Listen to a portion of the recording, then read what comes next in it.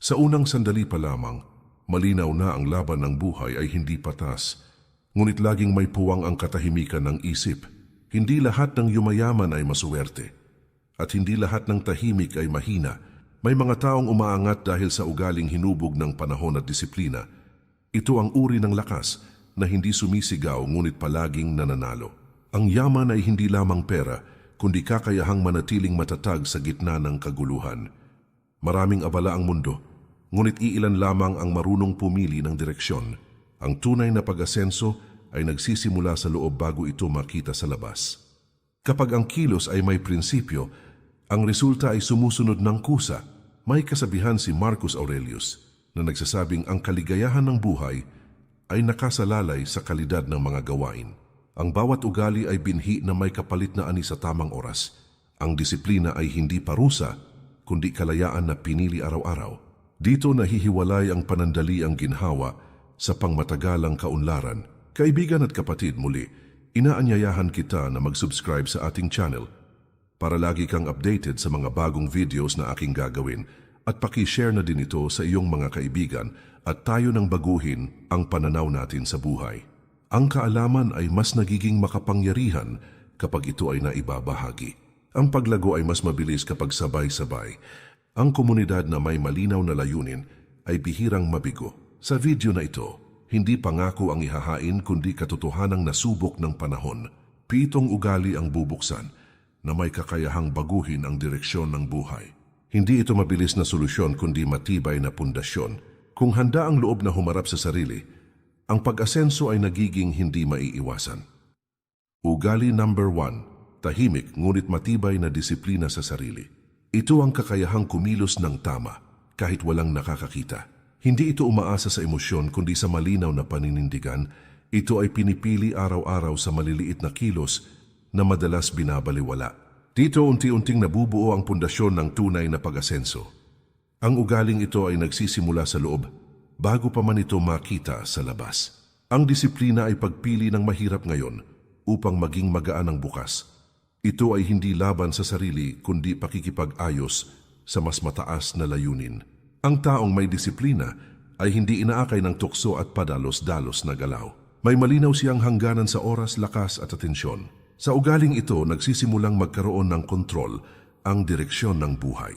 Kapag malinaw ang kontrol, nababawasan ang pagsisisi at pagkalito. Maraming naliligaw hindi dahil sa kakulangan ng kakayahan, kundi sa kawalan ng direksyon. Ang disiplina ang nagbibigay hugis sa potensyal na matagal nang naghihintay. Kapag malinaw ang hangganan ng sarili, nagiging payak ang mga pasya. Ang payak ngunit tuloy-tuloy na tamang kilos ay bihirang mabigo. Sa ganitong paraan nahihiwalay ang panandaliang ginhawa sa pangmatagalang kaunlaran.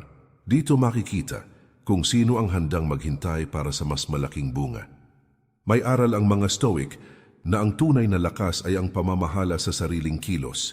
Hindi hawak ang mundo, ngunit hawak ang tugon dito. Sa bawat araw na pinipili ang disiplina, mas tumitibay ang loob. Ang katahimikan ng kontrol sa sarili ay mas makapangyarihan kaysa panlabas na ingay. Dito nagsisimulang magbago ang takbo ng kapalaran. Ang pagbabago ay hindi biglaan kundi bunga ng tuloy-tuloy na pagpili. Ang ugaling ito ay hindi agad napapansin, ngunit kalaunan ay hindi maitatanggi. Ito ang ugat ng tiwala sa sarili at respeto ng iba. Kapag matatag ang disiplina, nagiging natural ang pag-usad pa itaas. Hindi hinahabol ang oportunidad dahil kusa itong lumalapit. Ang kaayusan sa loob ay nagdudulot ng kaayusan sa resulta. Sa ganitong katahimikan, ang pag-asenso ay nagiging hindi maiiwasan. Ugali number 2, mahinahon ngunit malinaw na pagkontrol sa emosyon. Kakayahan ang manatiling matatag kahit may ingay at panggugulo sa paligid. Hindi lahat ng laban ay kailangang patulan upang manalo.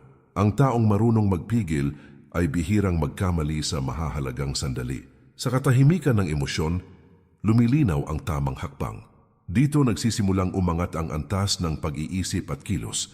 Ang emosyon ay natural ngunit hindi dapat maging pinuno ng desisyon. Kapag emosyon ang nauuna, madalas ang pagsisisi ang sumusunod. Ang mahinahong tao ay marunong maghintay bago kumilos. Sa paghihintay, nabibigyan ng espasyo ang tamang paghatol. Ang ganitong ugali ay nagliligtas mula sa biglaang pagkatalo. Tahimik na sandata ito ng mga matatag na tao. Maraming pagkakataon ang nawawala dahil sa isang sandaling galit o takot. Ang pagkontrol sa emosyon ay paggalang sa sariling kinabukasan. Kapag hindi nadadala ng bugso ng damdamin, mas nagiging malinaw ang direksyon. Ang malinaw na direksyon ay nagbubukas ng mas maraming posibilidad. Sa ganitong kalagayan, ang desisyon ay nagiging mas matalino. Ang talinong ito ay may dalang pangmatagalang benepisyo. May turo ang mga Stoic na ang tao ay hindi nababagabag ng pangyayari kundi ng sariling pagtingin dito. Kapag nabago ang pagtingin, nababawasan ang bigat ng emosyon. Ang panloob na katahimikan ay hindi kahinaan kundi lakas. Dahil dito, ang mahinahon ay madalas nauuna. Sa bawat emosyon na napipigil, mas tumitibay ang karakter. Ang karakter na ito ay hinahangaan at pinagkakatiwalaan. Ang ugaling ito ay nagbibigay ng dignidad sa pananalita at kilos. Hindi kailangan ng malalakas na reaksyon upang ipakita ang lakas. Kapag kontrolado ang emosyon, mas nagiging maayos ang ugnayan sa iba. Ang maayos na ugnayan ay nagbubukas ng mas malalaking oportunidad. Sa ganitong paraan ang pag-asenso ay nagiging tuloy-tuloy. Ang katahimikan ng loob ay nagiging tahimik na anyo ng yaman. Ugali number 3. Malinaw na pananagutan sa bawat kilos at pasya. Ang pag-angkin sa sariling desisyon ay tanda ng tunay na lakas. Walang paglago sa taong laging may itinuturong dahilan o ibang tao.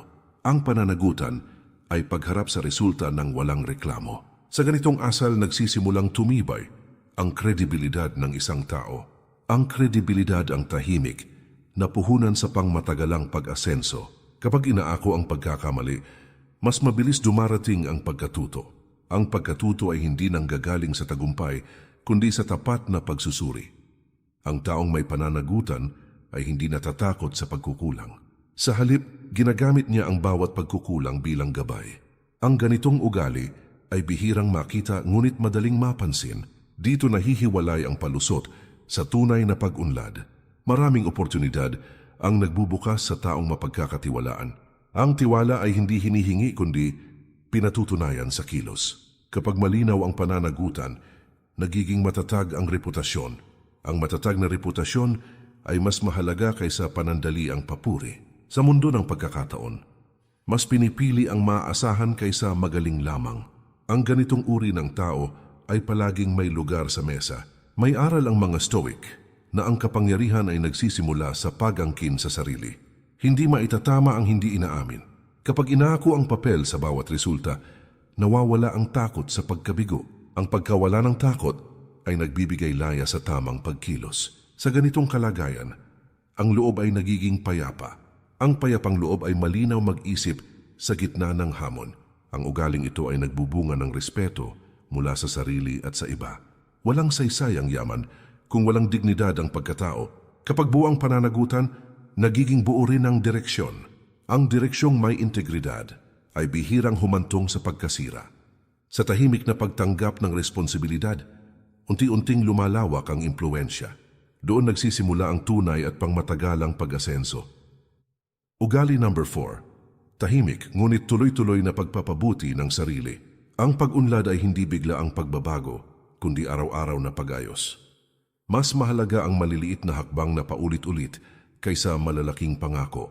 Ang taong patuloy na humuhubog sa sarili ay bihirang maiwan. Sa ganitong landas, ang progreso ay nagiging natural na resulta. Ang katahimikan ng pag-unlad ay mas totoo kaysa ingay ng pagpapakita. Ang oras ay kumakampi sa taong marunong maghintay at magsikap. Ang bawat kaalaman na nadaragdag ay nagiging sandata sa hinaharap. Ang pagpapabuti ng sarili ay hindi para sa papuri ng iba. Ginagawa ito dahil may malinaw na pamantayan sa loob. Kapag mataas ang pamantayan, kusang tumataas ang kalidad ng buhay. Ang kalidad na ito ay bihirang nakukuha ng walang pagsisikap. Maraming humihinto kapag wala nang pumapalakpak. Ang tunay na pagsasanay ay nangyayari kahit walang saksi. Sa mga sandaling tahimik, doon mas nahahasa ang disiplina. Ang disiplina sa pagkatuto ay nagbubunga ng kalayaan sa pagpili. Mas maraming kakayahan ang nagbubukas ng mas maraming landas.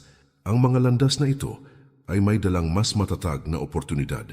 May pananaw ang mga Stoic na ang kahusayan ay bunga ng ugali at hindi ng swerte.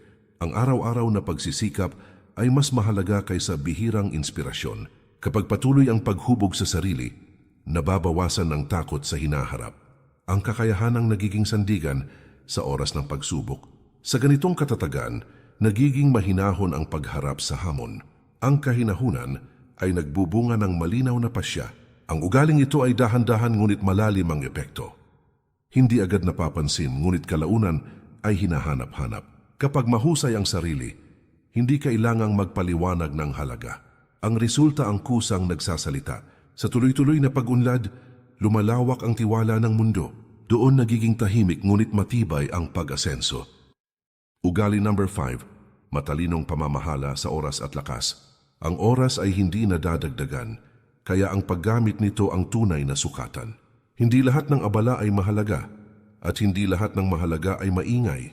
Ang taong marunong pumili ng inuuna ay bihirang magmadali. Sa ganitong pamamahala, nababawasan ang pagod at pagkalito. Ang malinaw na schedule ay nagiging anyo ng respeto sa sarili.